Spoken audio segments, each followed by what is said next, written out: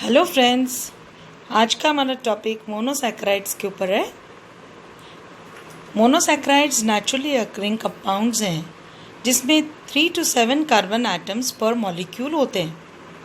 Monosaccharides की size indicate करती है कि उसके अंदर नंबर ऑफ कार्बन एटम्स कितने हैं और फिर हम उसके बाद सफिक्स ओज लगा देते हैं।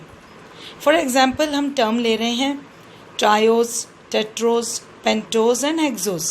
ये सिग्निफाई करती है कि मोनोसैकेराइड्स में 3, 4, 5 एंड 6 कार्बन एटम्स हैं रेस्पेक्टिवली। मोनोसैकेराइड्स क्लासीफाई हो सकते हैं एज एल्डोजेस एंड कीटोजेस। वो मोनोसैकेराइड्स जिनके अंदर एल्डिहाइड फंक्शनल ग्रुप है उनको हम एल्डोज कहते हैं, and those containing ketone functional group second carbon atom पर ही होगा उनको हम कीटोज कहते हैं। कंबाइनिंग दीज क्लासिफिकेशन सिस्टम्स एक जनरल नेम आता है हमारे सामने जिसमें बोथ टाइप कार्बोनाइल ग्रुप भी है और number of carbon atoms in a molecule भी है। This monosaccharides are described as aldotetroses, aldopentoses, ketopentoses, ketoheptoses and so fourth.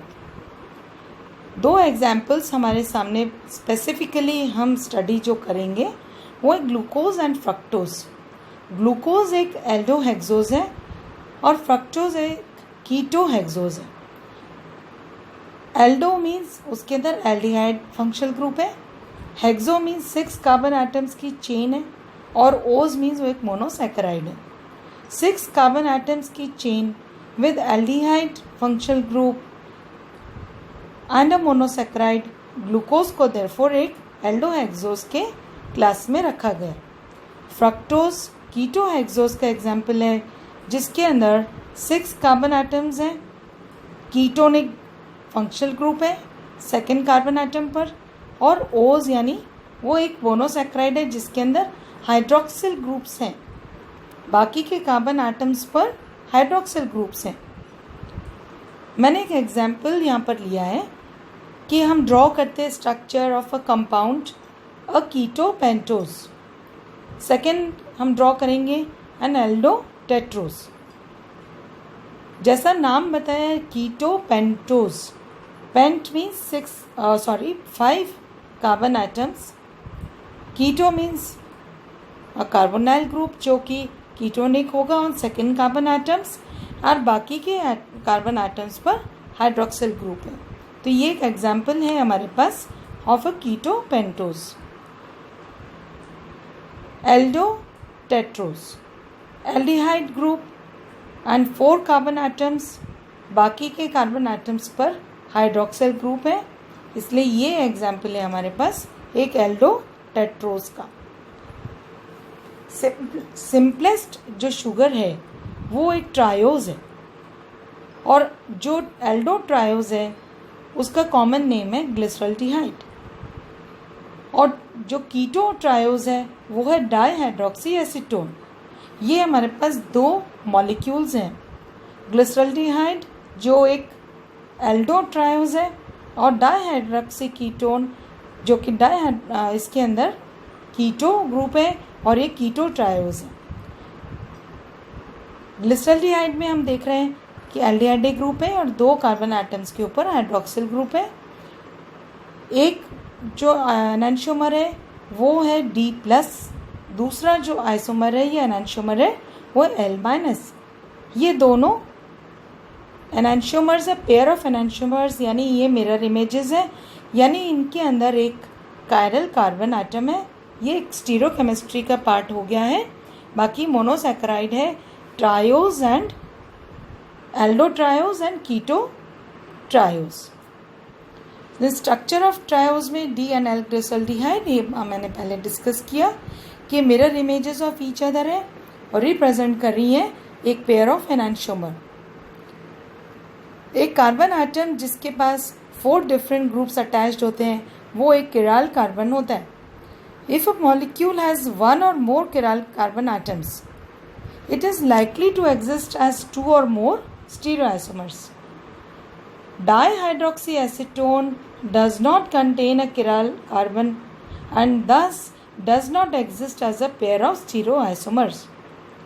जबकि glyceraldehyde however has a chiral carbon और exist करता है as a pair of enantiomers, except for the direction in which each enantiomer rotates plane polarized light.